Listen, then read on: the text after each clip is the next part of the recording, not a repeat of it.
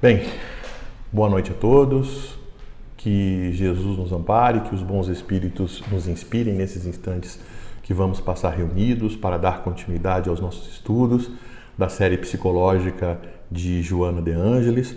Hoje, para tratarmos do tópico 9, do item 9 do livro Jesus e Atualidade, que trata sobre Jesus e alegria. Nessa mensagem, Joana de Ângelis escreve o seguinte: essa tristeza que te domina, amargurando as tuas horas, é grave enfermidade que deves combater a partir de agora. Nenhuma complacência com ela, nem justificativa enganosa para aceitá-la. Os argumentos de infelicidade, quanto de insatisfação, não passam de sofismas e mecanismos de evasão da realidade. Problemas todos os têm, com um imenso universo de apresentação. A falta deles geraria, por exemplo, desmotivação para a luta, para o progresso. Essa nostalgia deprimente que te aliena e consome é a adversária cruel, a que te entregas livremente e sem reação, ampliando-lhe o campo de domínio à medida que lhe cedes espaço. A tristeza é morbo prejudicial ao organismo, peste que consome a vida. Tudo em volta é um hino de louvor, de alegria, de gratidão a Deus. Observe-o bem. Somente o homem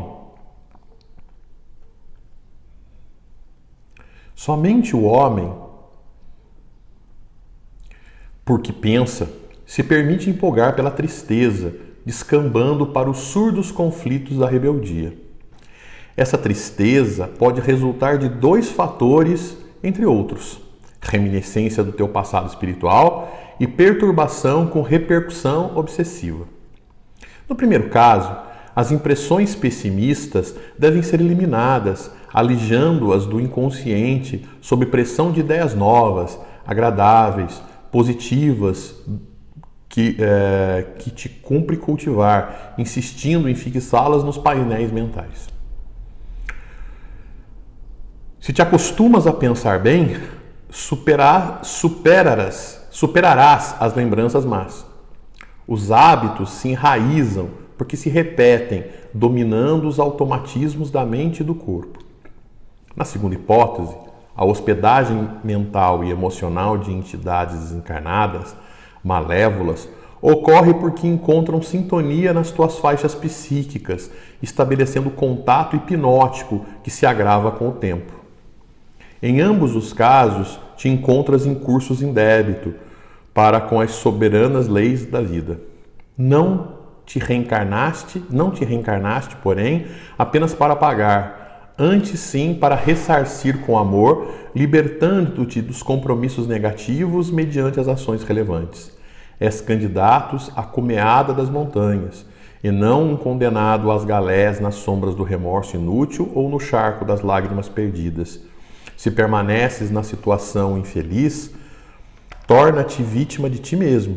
Todavia, se te resolves sair do caos, transforma-te em teu próprio psicoterapeuta. Jesus apenas uma vez deixou-se vestir de tristeza, de amargura.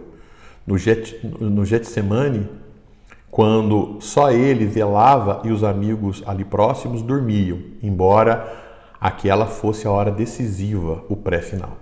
E o permitiu por piedade para com os companheiros e vigilantes que não se davam conta da gravidade do momento. Sempre ele cultivou a alegria da esperança, a bênção da saúde, a dádiva da paz. O seu foi o mistério do júbilo, da transformação do bem e do mundo velho em uma criatura e sociedade inteiramente nova. O renascimento é vitória sobre a morte e a alegria que procede da libertação. Rasga, portanto, essa mortalha de sombras sobre o qual ocultas todas as tuas possibilidades de triunfo e sai a semear fraternidade na grande vinha que te aguarda. Realiza um novo, um atual encontro contigo mesmo e examina-te melhor, sem deplorares a situação em que te encontras, e vai na direção do êxito. Isso é fundamental, não como um pagamento, porém como um dever que te falta cumprir, a fim de te recuperares Deus te concede esse direito e tens que corresponder-lhe usando em teu benefício. Provavelmente sofres pressões, que são uma falta de humanidade, mas tua é a submissão a essa força contristora que aceitas. Se em verdade queres sair da tristeza, podes. Em caso contrário, é responsável por ela, assim te comprazendo, o que é séria enfermidade. Alegrai-vos, propôs Jesus, é chegado até vós o reino de Deus. Esse reino está dentro de vós, esperando ser descoberto e habitado. Aguarda-te, desafiador. Chegou até onde estás. Dá o teu passo em tua direção. Penetra-o, deixa-te por ele preencher e alegra-te para sempre como herói que concluirá a sua luta. Então veja que Joana de Ângelis caracteriza a tristeza como uma doença que nos invade. E que se nós não combatermos com toda a força, com toda a energia, com toda a dedicação, ela vai tomando conta da gente, da nossa vida, impedindo que a gente vá realizando as coisas que precisam ser realizadas. Joana afirma que essa doença ela tem duas origens básicas, né? Ou ela está relacionada às reminiscências do passado, às tendências que trazemos de outras vidas, erros que cometemos em encarnações pretéritas, faltas que de alguma forma pressionam o nosso psiquismo atual, nos enchendo de tristeza, de falta de coragem para o enfrentamento das coisas. Por outro lado, ela também diz que pode ser características de influências obsessivas, ações de determinados espíritos que tentam nos atrapalhar, que tentam nos envolver, impedindo o nosso crescimento, impedindo as nossas realizações. De qualquer forma, todo processo obsessivo tem origem no processo de autoobsessão. Então, o que Joana nos fala é que as tendências do passado, as nossas faltas ou a nossa falta de virtudes ainda, né? Nós somos criados simples e ignorantes, com potenciais para o aperfeiçoamento, mas não somos criados com virtudes. Somos criados com a semente da vontade, com a semente do pensamento, com a semente da consciência, com a semente do livre-arbítrio e com a semente do amor. Precisamos desenvolver, dar condições para que essa semente se desenvolva, ganhe galhos fortes, se estruture em raízes muito bem definidas para dar frutos, oxigênio e sombra, né? Para que ela possa efetivamente trazer grandes contribuições. De forma geral, a falta de virtude em nós acaba pressionando diante das dificuldades que enfrentamos, nos pressionando e fazendo com que a tristeza venha, se envolva, trazendo o desânimo num processo auto-obsessivo. E claro, todo processo auto-obsessivo desencadeia a companhia, chama a atenção de companhias espirituais no mesmo nível, de espíritos inferiores que vêm nos acompanhar e trazer toda uma dificuldade. A obsessão, ela se caracteriza como uma paralisação da vontade. A vontade é uma potência básica, porque é a vontade que é a energia que sustenta o nosso pensamento realizador. Então, pensamentos que querem sair do negativismo, pensamentos que querem sair do pessimismo, pensamentos que querem sair da tristeza, pelo processo obsessivo, elas precisam de determinada energia para se sustentar. E aí, quando elas se sustentam, elas se mantêm, elas se focam naquele pensamento realizador, então o espírito consegue fazer coisas importantes, consegue trazer contribuições, consegue viver a sua prova de maneira alegre, satisfeita, motivadora, prazerosa, alegre, para que possa dar frutos.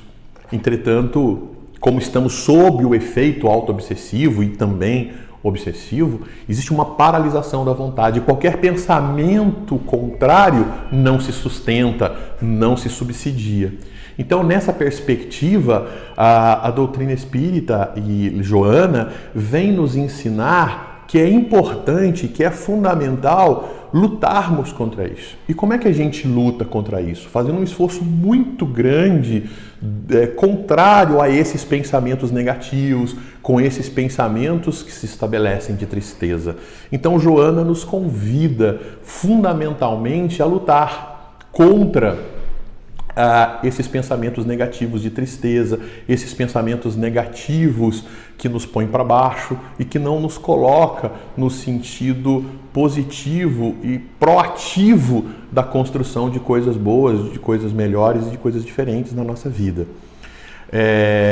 Jesus, talvez no seu discurso mais importante aqui na Terra, no seu que foi conhecido como Sermão do Monte, ele nos faz um convite ao exercício da felicidade, né? Ele nos fala felizes, bem-aventurados os humildes, porque deles é o reino dos céus. Então Jesus nos convida a sermos alegres na humildade, né? A humildade é elemento fundamental para o exercício da felicidade. Felizes os que choram, porque serão consolados. Então Jesus diz que mesmo nos momentos em que o chorar acontece na nossa vida, e é razoável que ele exista, que nós tenhamos confiança, que nós sejamos alegres, porque sabemos que apesar de chorar nesse momento, de estarmos numa situação difícil, das provas e das expiações, o choro não será desconsiderado por Deus, né? Nós seremos consolados. Felizes os mansos, porque herdarão a terra, né? Os mansos e os pacíficos, né? Então, também Jesus nos convida a sermos alegres, felizes, combatermos a infelicidade sendo mansos, sendo pacíficos, mesmo quando a dificuldade nos abater, a ira, a explosão da violência, né? A explosão da irritação, da raiva, ela não deve tomar conta, porque Jesus nos prometeu a terra se nós formos mansos.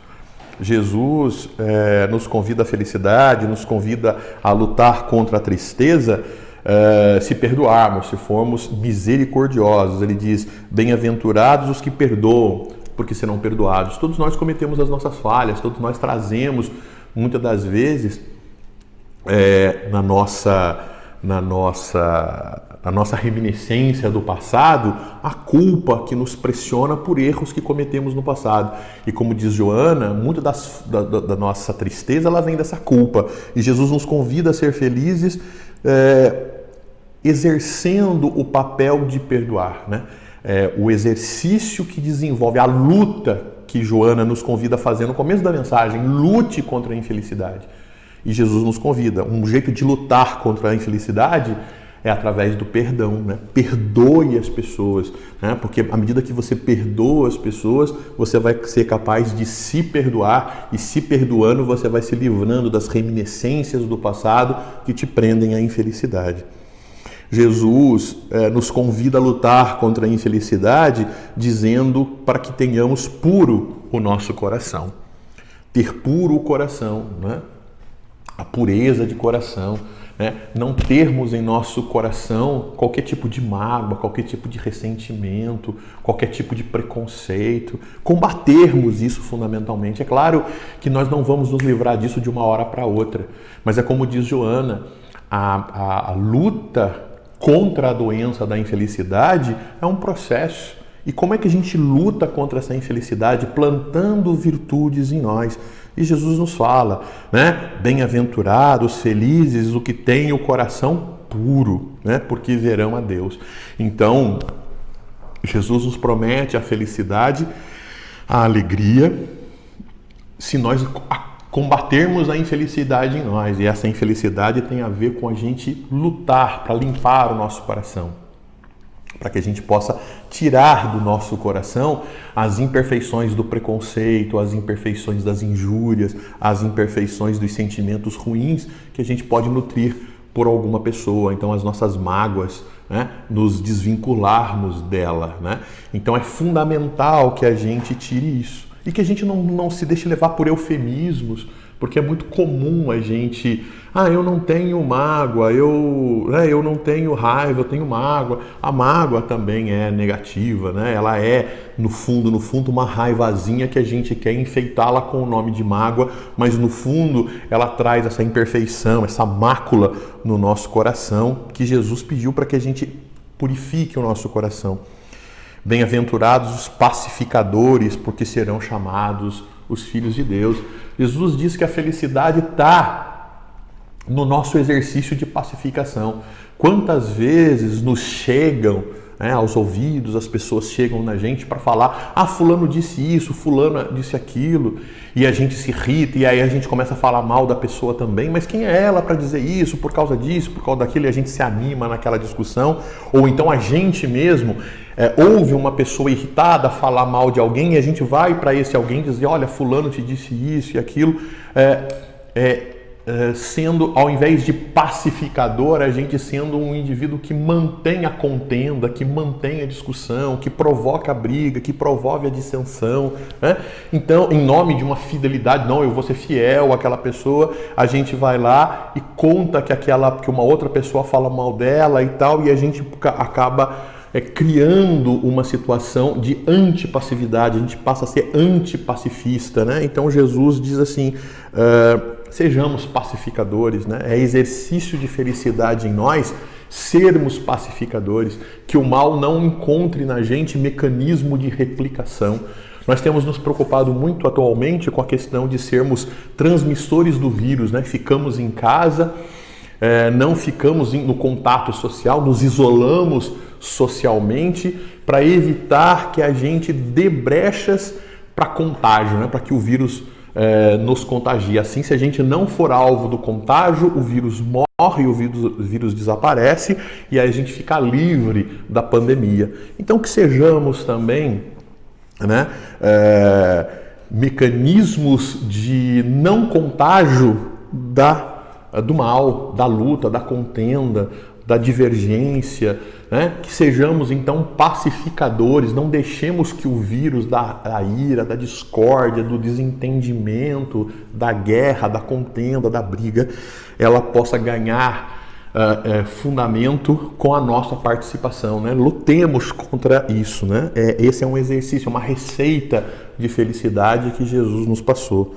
Jesus diz, né, termina o Sermão da Montanha dizendo, bem-aventurados, né, felizes os que sofrem perseguição pela justiça, porque deles é o reino dos céus.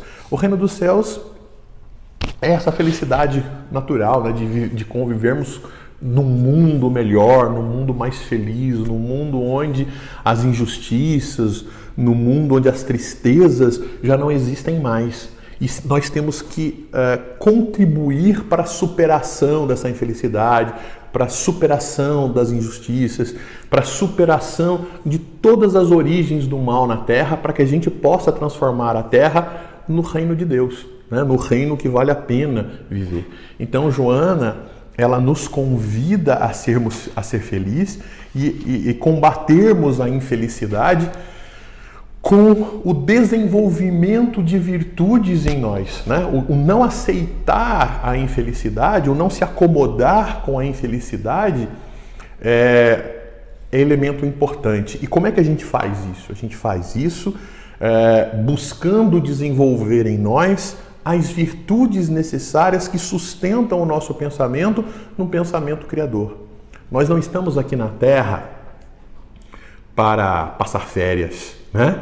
Essa felicidade material, essa felicidade onde os prazeres materiais nos convidam a viver e chamar de felicidade, não é a felicidade que viemos viver. Viemos viver a felicidade do Espírito, porque nada adianta os passeios, os prazeres materiais, se as questões espirituais, se as questões das reminiscências do passado, se os nossos problemas morais ainda carecem de ajuste. Na questão 719 de O Livro dos Espíritos, Kardec pergunta aos espíritos, merece censura o homem que procura o bem-estar? E os espíritos respondem, é natural o desejo do bem-estar. Deus proíbe o abuso, por ser contrário a lei de conservação. Ele não condena o bem-estar, desde que não seja conseguido às custas de outrem e não venha a diminuir as forças físicas e forças morais. Então é claro que às vezes entendemos a felicidade como uma inatividade, né? Quantas das vezes a gente pensa, bom, felicidade é ficar na praia, deitado na rede, com bastante comida à disposição, ouvindo o barulho do mar e não fazendo absolutamente nada. O que cresce com esse tipo de atitude, né? Cresce a barriga, porque a gente vai estar comendo muito e sem nenhum tipo de exercício, porque a gente vai estar ali descansado, deitado, inativo, e isso, então, além da barriga, cresce a preguiça, e a preguiça crescendo, ela gera o que nós chamamos então de diminuição das forças físicas, das forças realizadoras, tá certo? Então é natural, é razoável desejarmos o bem-estar? Claro que sim. Entretanto, o que Kardec nos fala aqui é que a gente não deve prejudicar alguém para ter isso e a gente não deve fazer nada que diminua a nossa força física, né? Então, ações que nos chamam a preguiça, ela não deve ser valorizada. É claro que o lazer, ele é importante, né? Os nossos momentos de passeio, de alegria, eles são importantes. Não pode se produzir por muito tempo onde se convida a preguiça e a preguiça não nos convida, nos leva à diminuição das forças físicas, das forças produtivas, né? O descanso é necessário. O lazer é necessário, o ócio, né? Outro dia tem um livro escrito aí, né? O ócio criativo. Às vezes é necessário que você mude de atividade, que você vá fazer uma atitude para refrescar a cabeça, para refrescar a mente, para sair dos problemas específicos, para que você possa oxigenar as ideias e a partir daí você enxergar, ter novas ações, novos pensamentos, novas ideias criativas, para poder refazer, achar a solução para os problemas que você enfrenta no seu dia a dia. Mas é claro que se você se entregar perpetuamente à satisfação e ao prazer, se você largar a mão do trabalho, né, em benefício do descanso, em benefício do prazer do descanso eterno, o que acaba acontecendo é que você não estará contribuindo com outrem, então estará fazendo por as custas de outrem e vai diminuir sua força física. E claro, vai diminuir sua força moral, né? Porque se você não faz o bem, se você está inativo lá, sem fazer absolutamente nada em benefício de outrem, então também está diminuindo a sua força moral. Então, sim, devemos buscar os momentos de alegria, de satisfação, de bem-estar, das festas positivas, das conversas, dos diálogos, da dança, do passeio, né, da música agradável. Claro que sim, né? Não há das festas, não há necessidade de nos alijarmos disso. Durante uma certa época da humanidade, durante um certo período da Terra, em especial na Idade Média, se acreditou que ser alegre era um defeito.